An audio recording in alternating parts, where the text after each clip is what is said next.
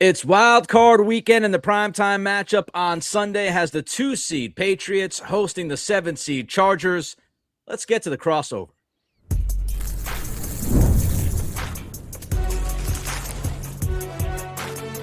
You are Locked On NFL Crossover, part of the Locked On Podcast Network.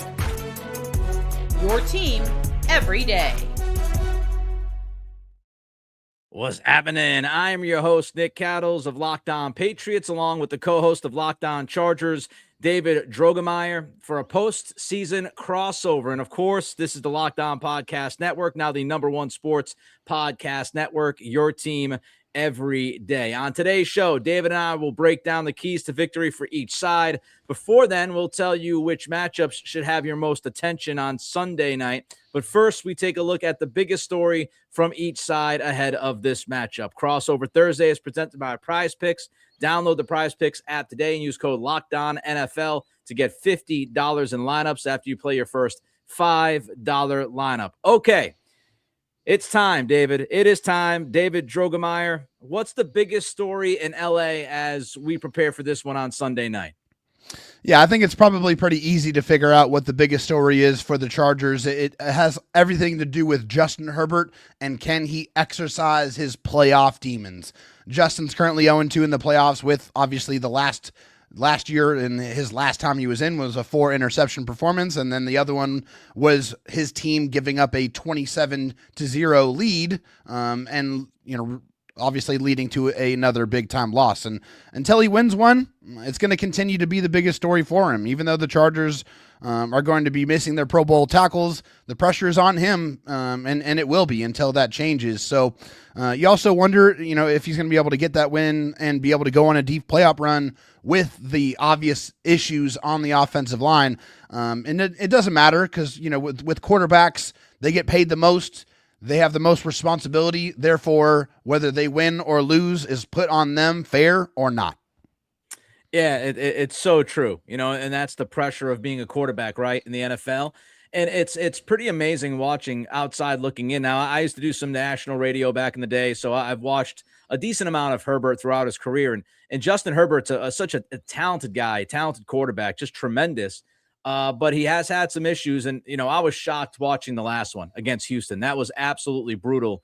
I just, kind of hard to explain how a guy so talented could have such kind of a meltdown in a playoff game. So I totally get that. And it kind of goes hand in hand with what the biggest story is for the Patriots when you look at this game coming up on Sunday night. And to me, David, is, how do the first timers perform? You got a quarterback in Justin Herbert, 2 playoff games. He hasn't played great. This will be Drake Maye's first playoff game.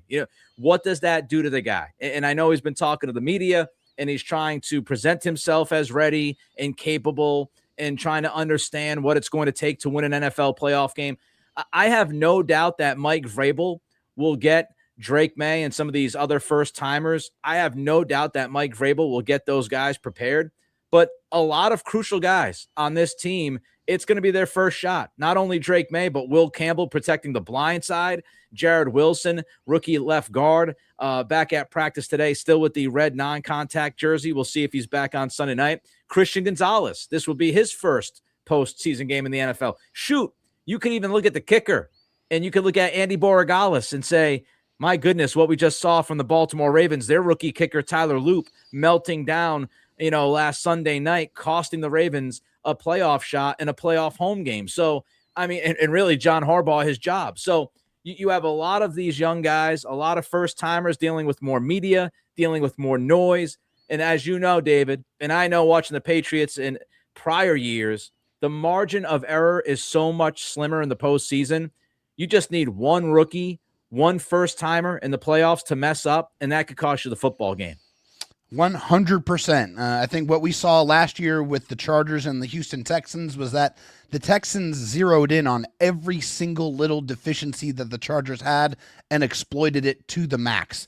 So the margin for error is very, very small. You have to play high-quality football, mistake-free. Of course, we'll get into that later on when we talk about our keys to victory for each side. I'm sure that's going to have something to do with it. But yeah, you got some coaches that have some experience. The Chargers have a couple more players that have some playoff experience, but this is also a big situation for Jim Harbaugh as well. You know, he wants to get his first playoff victory since returning to the NFL, where obviously his previous stint featured 3 NFC championship game performances, including a Super Bowl appearance against his brother. So he came back with one mission in mind, Nick, and it was to win a Super Bowl championship. It's the last thing that is on, the mantle that's missing. It has that empty spot for him, and if he gets it, that's the last thing he kind of needs to solidify what I already feel like is a Hall of Fame coaching career. Yeah, I mean, you look at these two coaches, I think a lot of people in the football world would love to have either of these guys coaching their team going into a playoff game. Mike Vrabel took Tennessee to the AFC Championship game going back a few years ago.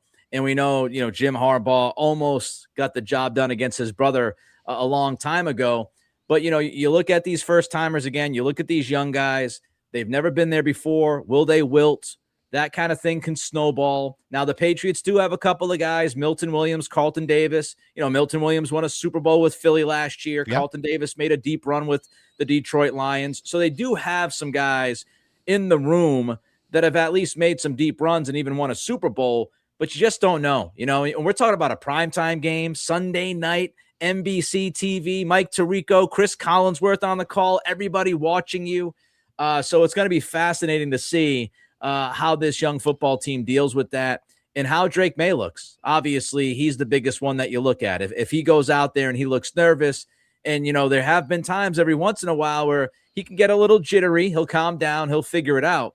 But, you do wonder in the back of your mind, is this the kind of first quarter where Drake Maye is airballing the football into the 5th row and you're going, this might take 2 or 3 series before he figures it out. Justin Herbert, at least, he hasn't been great in the playoffs, but he's been there. So you would think he'd be calm, cool, and collected, at least somewhat on Sunday night. Yeah, for sure. And I just kind of want to dispel some rumors out there about Justin Herbert.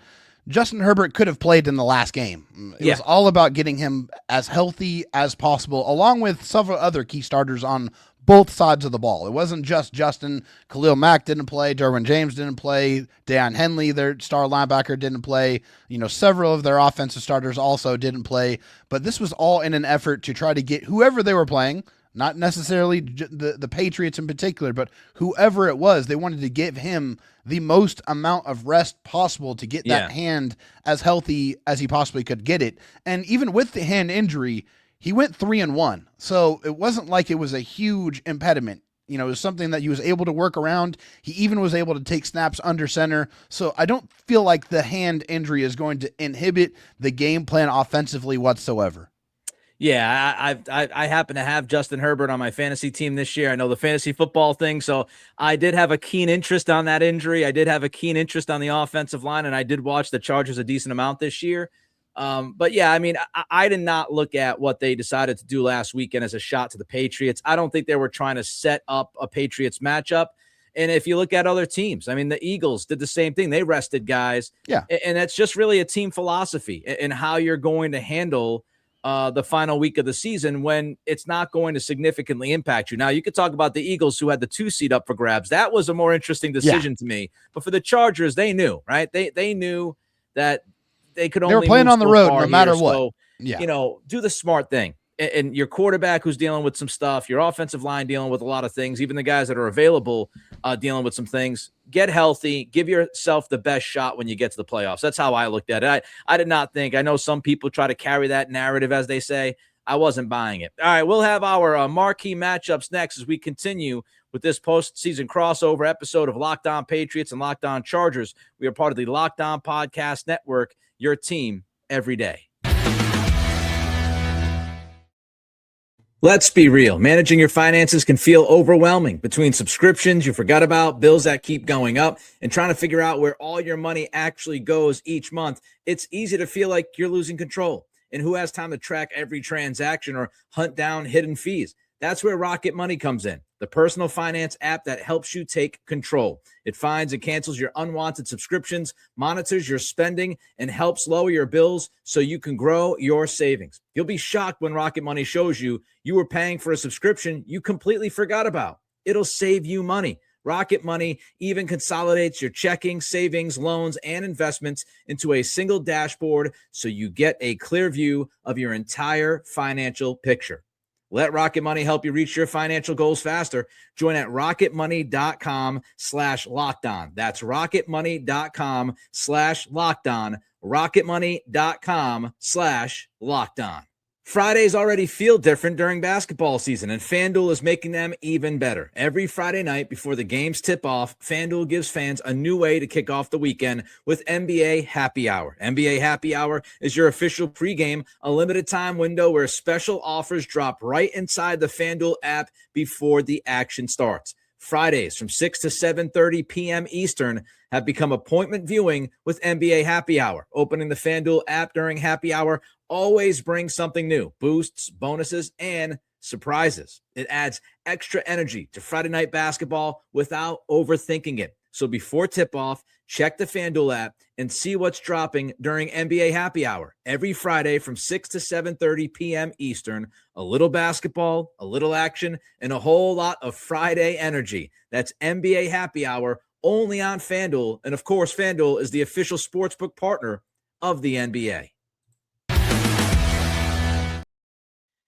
You already live your team every day. Now take it up a level. Go ad-free. Join the Everydayer Club today. Get Locked On Patriots or Locked On Chargers with no interruptions, members-only Discord access, and more, all for just $5 a month.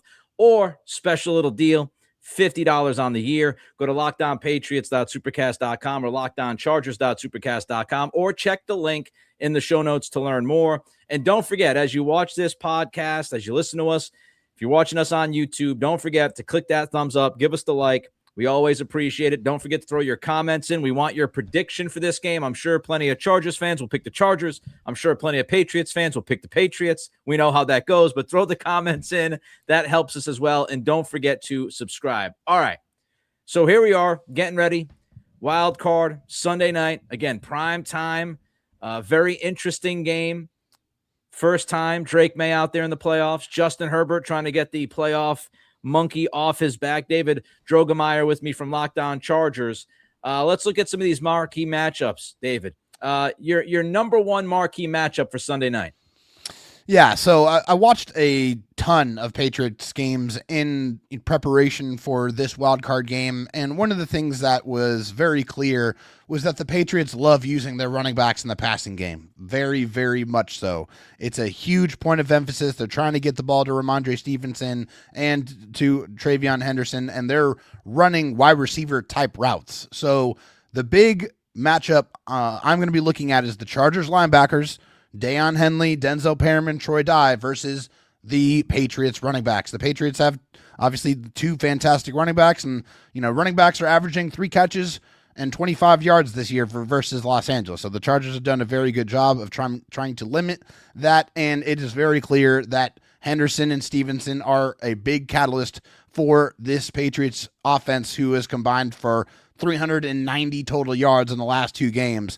The offense definitely funnels through them, and if the Chargers can't stop them or limit them, it's going to be a long game, and it's hard to see them winning if they don't.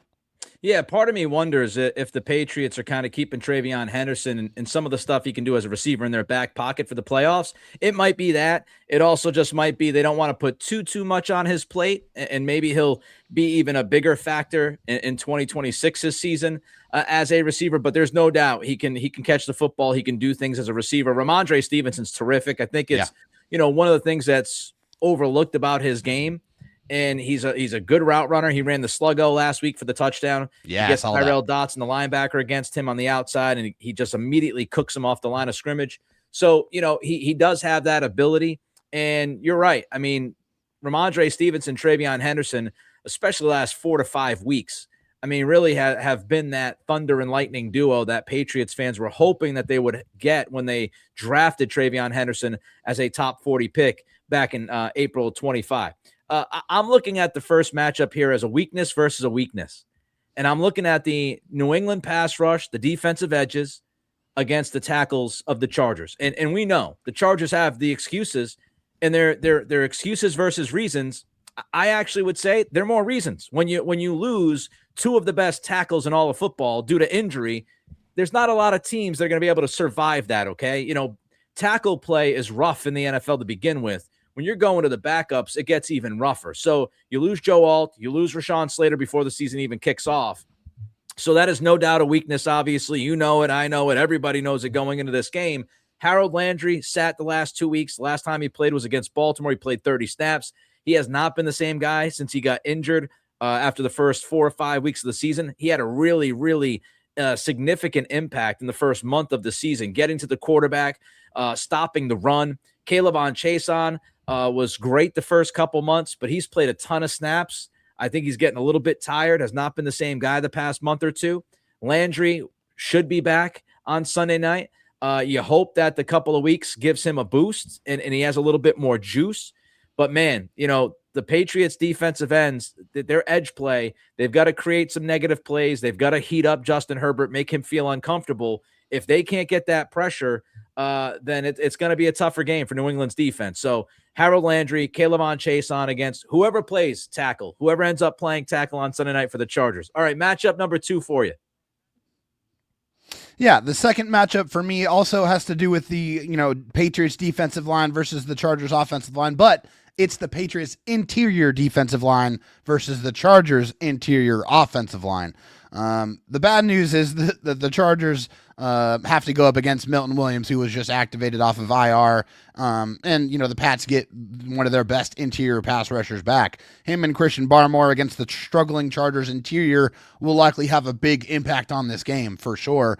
Those two alone have accounted for 86 pressures, and the Chargers starting interior has allowed 94 pressures so far this year. So Justin's been the most hit quarterback in the history of the stat being recorded by True Media, which dates back to 2000. And they have the worst offensive line in pass block win rate and run block win rate in the NFL by a mile. There are no other playoff teams that are anywhere close. They have one of the worst offensive lines in the history of football, which makes what Justin Herbert has been able to do that much more impressive. For him to get hit as many times as he has and to be able to withstand it, keep getting up, continuing to extend plays and make plays, that's the reason why Justin Herbert and the Chargers have a chance in every single game that they play. Yeah, I mean, it's pretty amazing with the offensive line, as you've mentioned, the constant pressure he's been under throughout this season, and he's been able to keep his cool. He's been able to win football games. Says a lot about him as a leader, says a lot about him as a quarterback. My second matchup is actually a coaching matchup. I'm looking at Josh McDaniels versus Jesse Minter. This is a very fascinating, compelling matchup for me, David. I mean, can Josh McDaniels make Drake Maye comfortable? Jesse Minter will disguise a lot of things pre-post snap, right? He'll load things up on third down. He'll do what he's got to do effectively to get to the quarterback. And especially over the past 3-4 weeks, you've seen the Chargers get to the quarterback, cause some trouble. So can Josh McDaniels combat that with, certain protections? Can he get those protections figured out? I'm sure we'll see some chips. We'll see some misdirection. We'll see some motion before the snap as well. Can Josh McDaniels do enough? And look, Drake Maye has pretty much all the responsibility at the line of scrimmage, but can Josh McDaniels get him set? And I'm not just talking about on Sunday night. I'm talking about the week of preparation. Can he get him set for what Jesse Minter is going to throw at him? I have a ton of respect for Jesse Minter. I think he's one of the best defensive coordinators in football. This Chargers defense is obviously no joke. So if Josh McDaniels has a bad night at the office or doesn't get Drake Maye prepared enough in the right way, it could be a very, very difficult night for Drake Maye. It could be a very difficult beginning of the game for Drake Maye. So, Minter, I think Jesse Minter, he schemes free rushers often, and it's going to be a chess match. Should be a fun one. Your final matchup, David. Yeah, I think for me, it's also going to be just the Chargers wide receivers against the Patriots defensive backs, with Christian Gonzalez and Carlton Davis. Can Quentin Johnston, can Ladd McConkey get out there, get open, and in the face of a pass rush that doesn't create as much and doesn't get after the passer as much? Can Justin Herbert lock in and find his playmakers in space? That's going to be a big, big matchup in this one. I'll drill down even more on that, and I'll look at Keenan Allen on third down, because that dude cooks on third down. can the Patriots get the Chargers off the field? And whether it's Carlton Davis or Christian Gonzalez, I would imagine Marcus Jones will have a lot of Ladd McConkey. But you look at those two outside corners, what they'll do against Keenan Allen on third down, who's highly productive in those situations. Can the Patriots limit those long drives? You don't want the Chargers sustaining drives. The Patriots are 12th in third down defense this season, but they've been 21st over the last 3 games. So they've had a little bit of a drop there. They've got to get Justin Herbert off the field.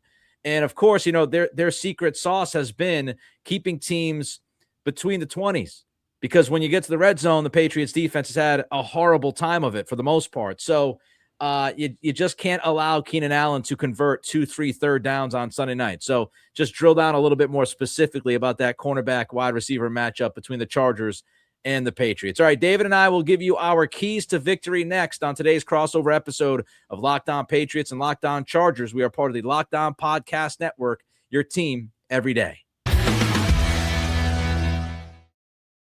Hey guys, the draft order is set, and so many teams are looking for their franchise QB. Ever wish to become a pro quarterback getting drafted by the Pats? Well, now you can. There's a mobile game just for you called Ultimate QB Football Legend. In this game, you step into the cleats of a number 1 draft pick quarterback, and it's your job to help turn a failing franchise into a dynasty. This is the number 1 QB career mode game on mobile app stores, and it introduces the most realistic environment with full career control. Sign contracts, train and upgrade yourself, give input to your GM on roster moves. You'll deal with the ups and downs of a QB career, from rookie nerves to playoff drama.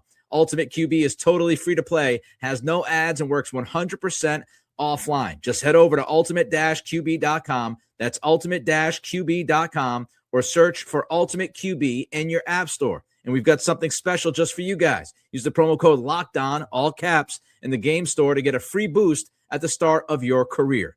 Ultimate QB, football legend, QB1, it's your legacy. David Droegemeier, Locked On Chargers, that's who he is. Nick Cattles, Locked On Patriots, that's who I am. We appreciate every single one of you as we get ready for the playoffs. Nothing better than the NFL playoffs. All right, David, we've talked about what we've had to talk about, but of course, the ultimate is here now. The 3 keys to victory. I'm not going to give my prediction. David is not going to give his prediction. You're going to have to wait until Friday's episode for that, okay, people? But, David, what are your keys to victory in Sunday night's wild card game for the LA Chargers? Well, you foreshadowed it a little bit in the ending of the last segment, and it is very much the battle of the red zone. If the Chargers are going to win this game, they have to cash in when they get close.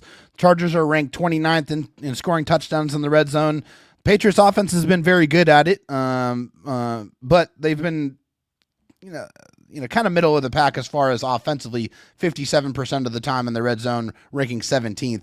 The Pats may move the ball, but if the Chargers can force some field goals, then they'll have a chance. The Chargers' red zone defense, though, is 4th in the NFL in allowing touchdowns. So they've been very, very good at it. And the Patriots have the 3rd worst red zone defense in the NFL when we're talking about allowing touchdowns. So it is very much, can the Chargers get more creative in the red zone and punch it in and make it count?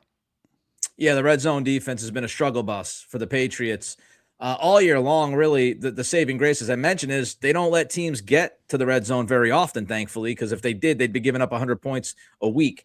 My first key to victory here is make the Chargers one-dimensional. Force Justin Herbert to carry that football team. I think that Jim Harbaugh wants to go into Sunday night, and I would imagine he wants to run the ball 25, 30, 35 times. Maye and Hampton did not practice on Wednesday. We're recording this late on Wednesday night. His ankle situation. Is he going to play? I don't know. But you want to make LA one-dimensional because it's just kind of logical, right? Common sense. The more pass pro reps that you force the offensive line to have on Sunday night, the better for you, because the offensive line doesn't do a great job of protecting the quarterback. Now, of course, Justin Herbert does a fantastic job of extending plays off platform, but you've got to make them one-dimensional. And if you look at Justin Herbert's record this season, 30 or more attempts, he's 4-3. When he throws the football under 30 times, he's 7-2. So they're much more effective when you don't force them to throw 35, 40 times, right? So you got to make them one-dimensional. And I also wonder, look, it's going to be a cold night in January in the Northeast. Will that impact things as well? So make the Chargers one-dimensional and see how they react to that. Your second key to victory. Yeah, I'm not so concerned with the weather. The Chargers had to play the Kansas City Chiefs in Kansas City in much colder conditions than it's slated to be on Sunday, and they went and clearly out-physicaled them. They beat them up the entire football game and won that game. So, and it's Jim Harbaugh, right? Jim Harbaugh is from Michigan. He understands the elements. He's going to have this team ready to play. For me, it's take care of the football. The Chargers have to play a clean game to win this one. They turned the ball over 4 times against the Texans. The Chargers gave the ball away in 14 of their 17 games this season and turned it over multiple times in 6 games. That just can't happen this week. The Patriots have forced 5 turnovers over the last 3 games. Chargers defense thrives off of takeaways, and the Patriots have turned it over in all 3 of their losses. The Patriots have turned the ball over 7 times in their 3 losses and 9 times in their other 14 games. So if you can get the ball back from Drake Maye and take it away from him, they are much more likely to lose the football game. Yeah, I mean, the Pittsburgh game was a stink sandwich. 5 turnovers in that game. It just absolutely brutal to watch. I'll also jump in with turnovers quickly here. I'll jump to, which was my third key to victory technically. But look, LA is tied. You just mentioned the Chargers tied for 7th in takeaways with 23. The Patriots only 16 giveaways. They do a pretty good job of taking care of the football. It's a huge point of emphasis for Mike Vrabel. Honestly, it should be a huge point of emphasis for every coach in football. Yeah. But when you look at these 2 teams, the Chargers are a +2 in turnover differential for the year. The Patriots are a +3. So overall, both these teams have done a good job of either taking it away or taking care of it, whichever way you want to look at it. So I do think, turnovers are going to be gigantic on Sunday night. All right, your final key to victory, David. Yeah, quickly, it's just the Chargers have to get off to a fast start. I mean, the Chargers aren't really well equipped to play from behind. Outside of the Cowboys game, the Chargers really struggled to start fast offensively, and if they get behind, it will help the Patriots pass rush. So Greg Roman can't afford to have a slow start. Defensively, the first 2 drives against the Texans, they allowed 14 points.